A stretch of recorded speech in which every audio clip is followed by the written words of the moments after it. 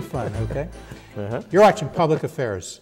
Berkowitz is my name, and politics is our game, and we will be doing lots of politics and public policy this evening because we are blessed with an extraordinary guest, Nick Bogert, who is a freelance journalist.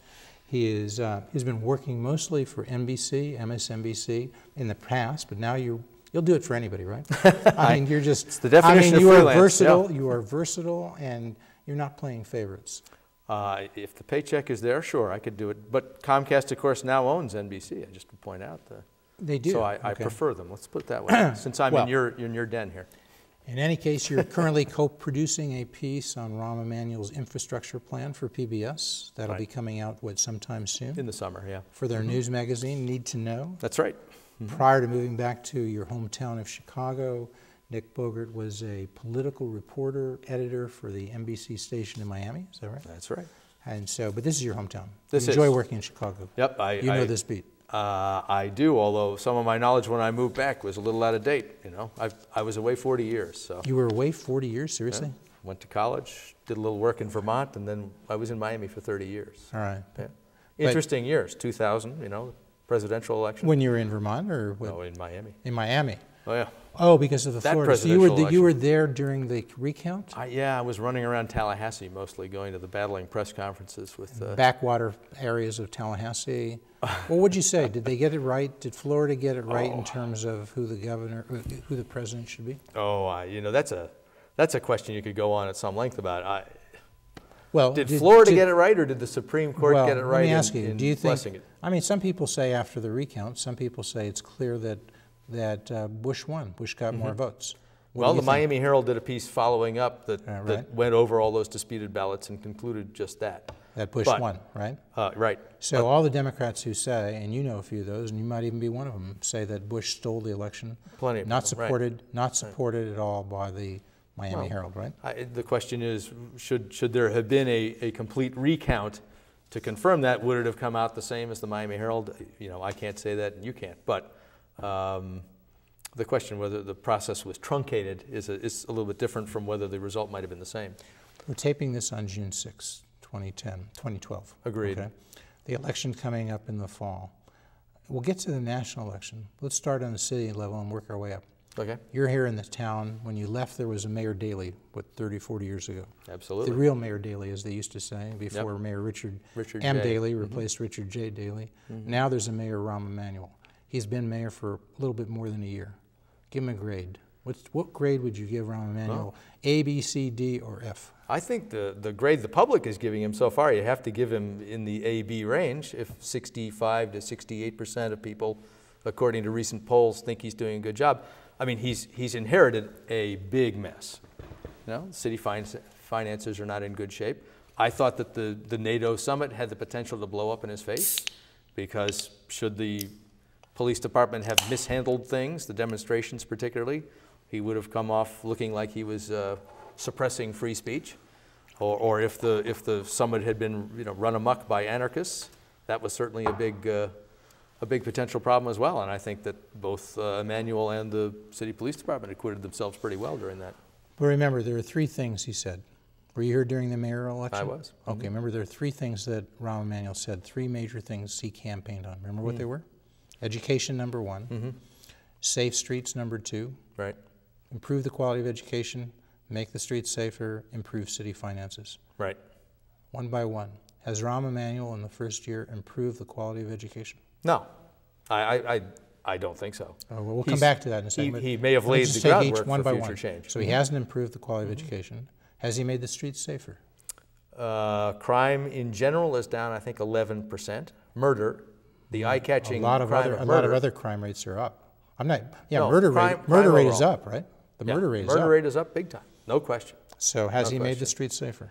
Well, you can go either way on that.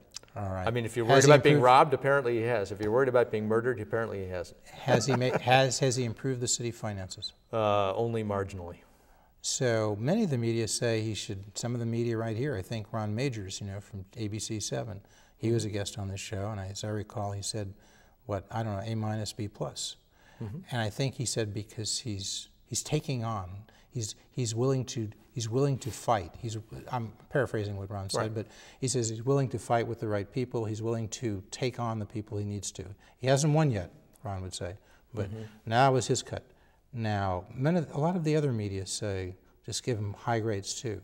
Again, so if you had to give him a grade, you're giving him what, an A minus, B plus? Did you say I'd say the AB range? Yeah, AB. yeah. I mean, even though it's kind of hard to point to improvement in education yet, kind of hard to point to any improvement in safe streets. Kind of hard to improve. What is he getting the AB for? If the three major things he was going to do, he hasn't really done. AB for taking it on, and I don't think you turn the battleship around within a year. I mean, the city finances are not going to be cured with one budget, or possibly even two. But he's obviously tapping some new sources of revenue and broaching some other things, and just the fact that the garbage is going to be picked up on a grid, which has totally made sense all along, and nobody was ready to do it. Does it matter whether it's picked? I mean, the main thing is that it's being picked up. It's been picked up under Richard M. Daley. Saves lots of money not to pick it up ward by ward. I think lots of studies have proved that. How much will they save on that? Oh, I don't know an exact figure, but I'm just talking about making some common sense changes in the way things have been for many, many years. I think you have to give him credit for that, even if the bottom line hasn't gone from red to black in one budget. All right. Well, let's take it quickly, and then we'll go on to some other topics. Education. Sure. You're saying he's laid the groundwork, but in the first year he said he wanted to lengthen the school day is roughly, I think, 5 hours and 45 minutes. He was going to increase it to 7.5 hours, almost 2 hours more. Yeah. Cut now he's already back. He's already back down. He's not even asking for 7.5. Now he's asking for 7. There are people who say he'll probably back down to 6.5. Well, he might. And if he does that, I mean, again, so he took on the fight and then he capitulated, would you say? Well, he capitulated. I mean, if he goes to 6.5, he gets 45 more minutes than there were before. And you think that's significant? I don't know what the ideal school day is, but I think the fact that it was allowed to shrink down to where it was, and the fact that within a year he's going to reverse that trend is probably encouraging. How to pay for it's his big problem now, and obviously doing mano-a-mano battle with the teachers union is going to be Karen Lewis. But so far, Karen Lewis is winning relative to Rahm Emanuel because he didn't get the longer day. He was going to get it on an experimental basis with a number of schools. He kind of backed off on that because Karen Lewis, with her friends, filed a lawsuit. He didn't want to get tied up in litigation, so he just backed away. So that's number one. Number two, he's a big supporter of charter schools. Now, he said, I think some people say he wants to see 60 more charter schools here this year. I don't know if that means campuses. That is not necessarily new schools, but not new enterprises, but maybe new campuses, new schools, physical schools. We'll have to see on that. But so far it hasn't happened. But if he does that, do you think that's a significant way for him to improve the quality of education, an expansion of charter schools? I don't know that I have total faith in charter schools alone being any kind of cure. Obviously, doesn't it empower parents because they can make it is a public school, but it's different from a traditional public school. Right. Most of the union rules, I think, don't apply, so it gives principals much more flexibility in the length of the school day, gives them more flexibility in pay and how they evaluate and assess people, the curriculum. In short, lots more flexibility. I think you give alternatives and you do you allow some experimentation within the form, and that is the way you hope to improve things going forward. Yeah. One quick step. Would you go further? Would you like to empower parents to say, we spend about $15,000 per kid per year on the Chicago public schools. Yeah. $6 billion divided by 400,000 students, 15,000. It's actually even more because it's not 400,000 students. People throw on that figure. It's probably something like 360,000. Nobody seems to know how many people go to the CPS. It's a big secret. It's a big math problem. But in any case, but to give them take a conservative just estimate. Cash vouchers, is that where you're going? Yeah, what about that? Just say to the parents, here's $15,000. If you're happy with the quality of your education, and many people are, the money stays there, the kid stays there, nothing changes. But if you're unhappy, the kid goes out, the cash goes out, and you go to a school of your choice, and if you don't like it, you can always go back. But under that plan, would Rahm Emanuel himself get $15,000 toward the University of Chicago laboratory schools? He indeed would. Yeah, that would that be an bad? Equity problem and would it be bad? Do you think? An optics problem, wouldn't it? Would it be number one, you can handle that and say he's already out, so he doesn't get it if he were in the public schools. But it's a small number, it's a relatively small number of people in the city of Chicago who are having their kids attend in private schools. Right. I think it's less, it's in the order of 5 to 10%, right? Don't know. Okay. So I'll give you that one. We could argue that, and it's going to make marginally more expensive or less. And you could talk about equity and all that. But if you're a low-income parent, maybe $20,000 to $30,000, and your kid's in a failing school, and it has been a failing school for a long time. There are lots of schools where there are 10, 15% kids reading at the grade level, and it stayed that way. Now, you have to ask yourself, if you don't want to take a chance on giving people choice and say they make the wrong choice, are we afraid that they're going to go to a school where only 5% of the kids are at grade level? In other words, there's not much downside. Right. There is an upside. And if you're that parent, do you think that Rahm Emanuel getting 30,000, 40,000, whatever he gets, that really bothers you? Or do you think the important thing is you can now take your kid and you have a chance to go to a school that succeeds? For instance, in Washington, D.C., they had a program where all the parents got was $7,500. Right. And they were finding the kids from minority areas, this was a big doing Jeb much Bush. better. In Florida, this was a big Jeb Bush priority, the school vouchers. And so what do you think? Well, I think the problem comes when you start taking money out of a public school system. The motivated parents take their money, they spend it at parochial schools, private schools. You're sucking money out of the system. What's left are the less motivated parents, the harder to teach kids probably. And I think the public school system could spiral down. But how do you know that? I mean, how do you know that?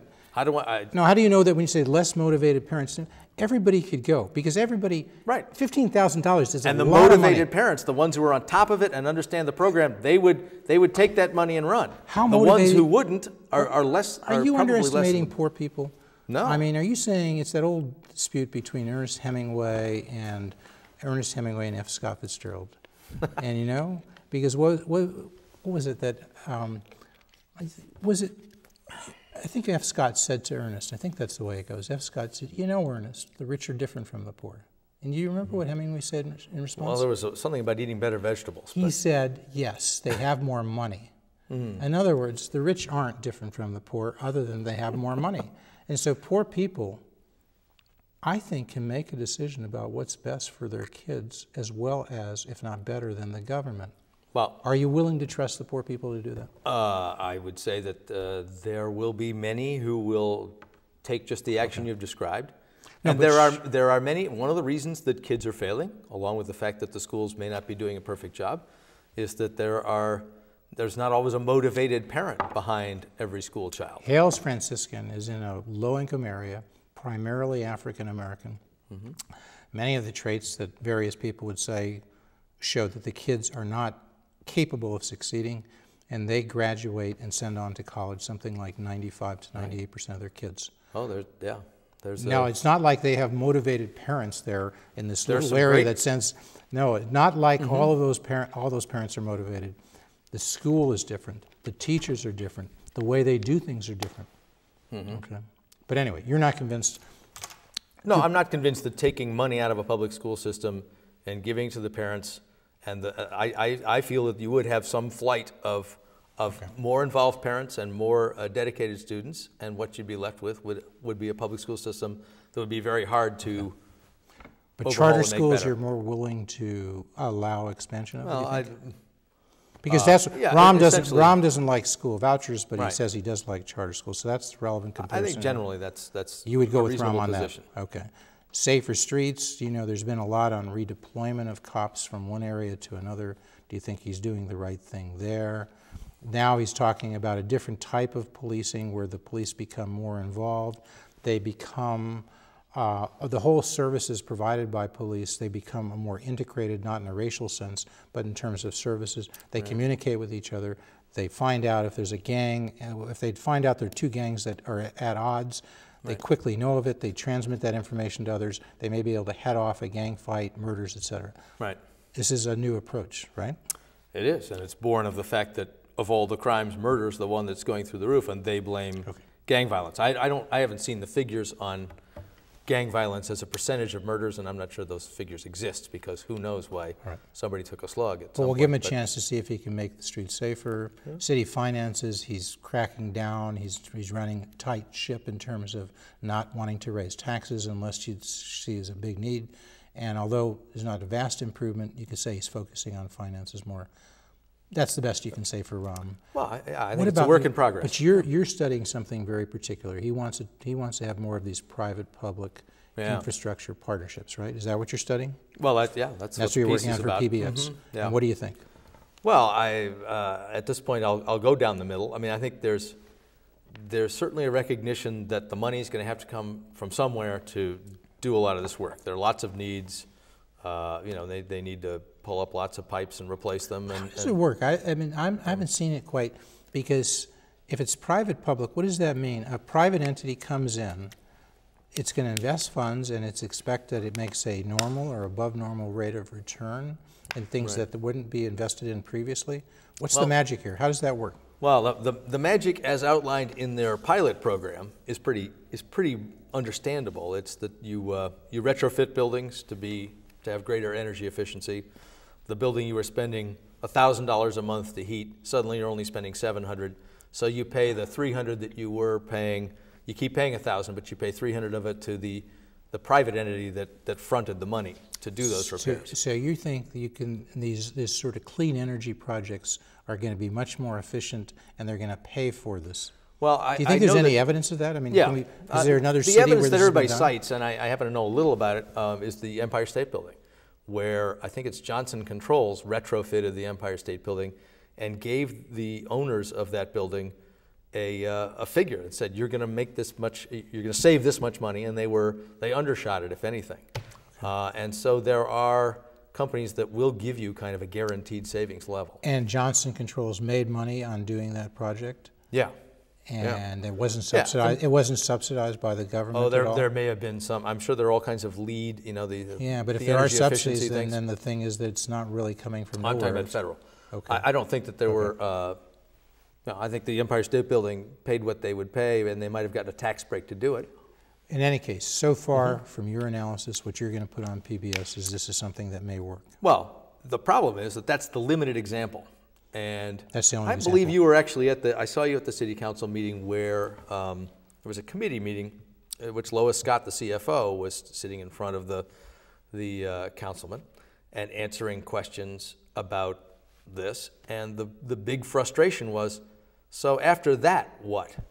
And she wasn't letting anything go. The question is, what are the other things that might be in the pipeline? And so far, I think the administration has clamped down on talking about that and won't. And the question really is, what else might come? What sorts of other ways might private business make that money back? So Rahm's not really running the transparent government that he campaigned on. Would that let's be just fair? Say he's not. Well, keep in mind, although we were told this was supposed to be an urgent priority, that they pass it right away, they have yet to appoint these people to the trust. So the trust exists on paper, but I'm a little surprised the city government that told us that it was urgent that they not delay the vote hasn't appointed anybody. But I mean, it's early yet. But I mean, if I were an alderman, that's what I'm curious about, is what are the other, and believe me, a number of them were, and she wasn't giving nothing up. All right, so he's closing, he's doing some work on the red line and other lines, and he's closing, which line was he closing down for like 5 years? No, he's going to close it down for 5 months. Which line? No, the red line. No, but one line's going to be closed down for something like 3 or 4 years, isn't it? Really? The one that's gotten all the attention this week is the red line closing down for the entirety of the White Sox season. I don't think Mayor Daley would have done that. So a lot of people are going to be, who rely on this transportation to get to their job, they don't really have an alternative. They say they will provide an alternative, bus and otherwise, but they're saying no alternative. Right or wrong? Well, you provide a shuttle bus from where the red line stop was, and you take to the green line, and then you go in from there and wind up in the same place. It certainly won't be as convenient, won't be as fast. But I guess you pick your poison. Do you want to shut it down for 5 months in a row, or do you want to shut it down on weekends for 4 years? Right. I mean, I guess that's the alternative they say they were so you're saying by doing it for a complete period, you avoided the 4-year continuous interruption for a continuous eruption of a much shorter period. Yeah. And Forrest Claypool would be behind that. He's the president, so that's his decision pretty much. Well, one might suggest that he might have consulted with somebody higher. with the mayor, but the mayor signed on to it. He signed on to it. Although I understood at the press event, the mayor wasn't there just for us, something like that. No. No, he tends to show up where jobs are being created. Right, okay. So let's go over to NATO quickly. Was that overdone?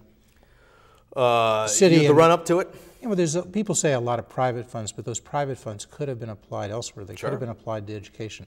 So a lot of private funds into NATO. What did the city of Chicago get out of being the sponsor of this NATO summit? I have a hard time figuring that out myself. I mean, the point is, Rahm got a lot out of it. He got a lot of play, a lot of press. If he wanted to be president of the United States, this might be a good trophy for him to have, right? Well, I think the potential downside was much greater than the potential upside, frankly.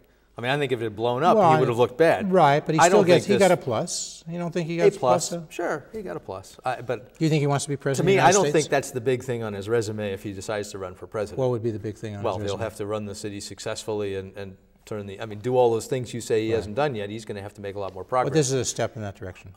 This is a feather in his cap. Yeah, as I said, I think if it had gone badly, it would have been the protesters were treated reasonably well. There was no major violence. Yeah. You've been covering matters where there was major violence. In Miami, they had a free trade of the Americas Summit in 2003. A lot of violence. And they arrested a lot of people, and they've had to pay millions of dollars in settlements for false arrest and that kind of thing. And just this week, the city council had to fork up another, $12 million for some people arrested in a 2003 Iraq war demonstration. How many people were arrested in this NATO?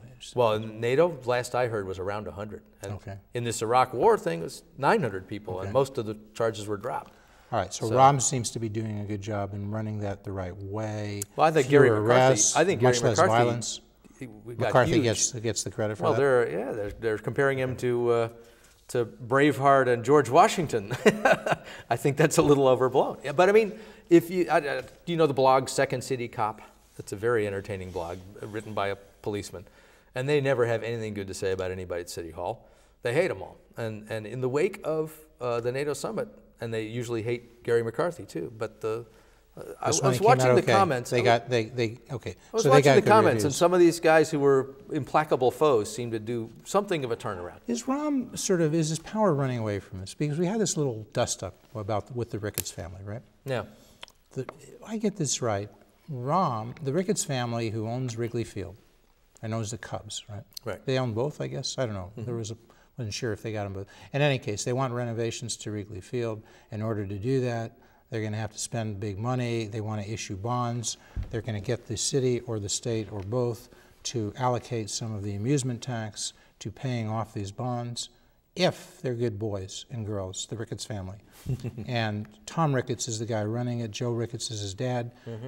Mr. Joe Ricketts was potentially involved in a super PAC that was going to run some ads about who's the Reverend Wright? Reverend Wright? Right, Jeremiah Wright. Jeremiah Wright raised that whole issue with Barack Obama. Right. And Rahm Emanuel said, that's all wrong. And he stormed away saying, I'm just not talking to this Ricketts family for a while. I'm just asking you, maybe is Rod Blagojevich sitting there in prison facing 14 years saying, wait a second now, I'm in prison because I was trading governmental benefits for personal gain. Rahm Emanuel is saying, look, you're going to pursue this thing, Mr. Ricketts, with the super PAC and go after Barack Obama. You're not going to get this personal gain. You're not going to get the. You're not going to get the interest. You're not going to get. You're not going to get any of this paid for. And what did Ricketts do? Oh, they all came around. For number one, the Tom Ricketts family. Those folks are all Democrats anyway.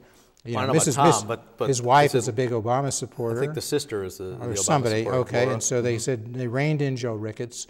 No longer do you have freedom of speech and ability to pursue things. No, Rahm Emanuel says he's getting the last laugh. He's saying, Rod, you're doing 14 years. Look, this is the way you do it. Don't do it the idiotic way you did it, where you make it all blatant. Just say things like, oh, I'm not going to talk with them until, and don't say what, and then they'll change, and they'll do what you want. Well, why isn't U.S. Attorney Patrick Fitzgerald, he's here till June 30th, which June 6th, why doesn't he hear this and open an investigation about Rahm Emanuel? Two things. Number one, Rahm Emanuel never agreed to this money at all. So he's not pulling back something that was agreed to. No, you just have, but if you hold something out there and say, I won't give it to you. And number two, you're not sure that he's not going to agree to it at some point. It's a threat. He said... Is there anybody, do you believe this is not a threat? Well, I don't know. Come on. I don't know whether it's a threat or not. Nick, you're Joe a journalist. Ricketts said that he was not going to go ahead and embark on this program anyway, that he'd already rejected it. He said that before Rahm opened his mouth. So whatever. I mean, you can speculate as to whether Rahm's trying to make him do something he wasn't already doing. But Rahm said, I think that ad would be offensive to the president and to the United States of America, and it's below us. So if an ad is going to be offensive by a guy who's seeking government gain, government project, Rahm Emanuel has the power as mayor to say, cut that out. We don't want to offend the President of the United States, especially when he's a personal friend of mine, he's a Democrat, and Rahm gets away with that, and you don't think the U.S. Attorney should take a look at that and say, that's not your power? You can't use that city and state power for personal gain, Mr. Emanuel? Well, I don't know what the personal gain is. He's mad, at Ricketts. The personal gain is he can say to Barack Obama, look, I can twist these people around, and I can get them to do the things you would want them to do by using my power as mayor of the state of Chicago. If you're trying to build a legal case, I think you need an actual benefit, not discussion about a benefit. I think you actually need to have an outcome where it's clear it's not going to happen anyway. It's not clear still that Wrigley Field won't get some help. So I mean, I'm not sure that you can say anything. You can't even open. You can't even open an investigation. That's heavy-handed of Rahm. Do you think you can open an investigation and find out if there's some problem there? I'm not saying we have enough here to convict, but can you open an investigation? I haven't heard anything yet that makes me think there's legally actionable anything. But so Rod, don't worry, you're okay. You can sit there for 14 years. If somebody wants to make phone calls, I'm not stopping them. We're going to continue to speak as the credits roll. The time has gone very fast. I want to thank our guest, Nick Bogert. Thank you so much for coming. Nick is a freelance journalist. You will see him on MSNBC, on NBC, and a variety of other stations. If you're watching Blagojevich Trial 2, they saw you making those reports during the sentencing. They see you making those reports. There were during some NATO, of those. They saw you making those reports, right? Mm-hmm. All right. President of the United States, the election, Mitt Romney, Barack Obama. Who wins? Who wins? Tell me what the unemployment rate is in October. I mean, I really think that's... Let's say it's 8.1%. Who wins? 8.1%, I give Mitt Romney a slightly better than even chance at winning. It's that important, the unemployment rate? Yeah, I think that's... Is Bill Clinton, 20 years after Bill Clinton said it's the economy stupid, 2012, same thing, it's the economy stupid? Maybe even more. I mean, the economy is in worse shape now than it was when Bill Clinton was running. Should Obama be faulted for that? Because he said, give me my economic stimulus program, $800 billion, said that in February of 2009. Right. They gave it to him. He says, if you give me that, unemployment won't go above 8%. Yeah. It went above 8, He was 9, really wrong, 10. wasn't he? It's still above 8. Yeah, that's right. A promise not kept. And his argument's going to be, they need to pump some stimulus in there now. He says the Republican Congress is fighting the infrastructure. Do you think that's a good argument for him?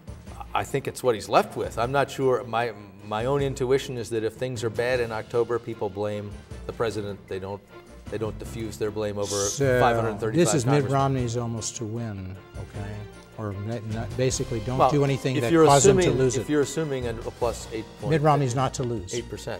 Well, you're giving. If it gets to 7.8, then you're saying not so much. Maybe Obama stays there. I think each ticket goes down, and the other thing to look is whether people are confident that things are going to get better. Did Barack Obama have an historic presidency?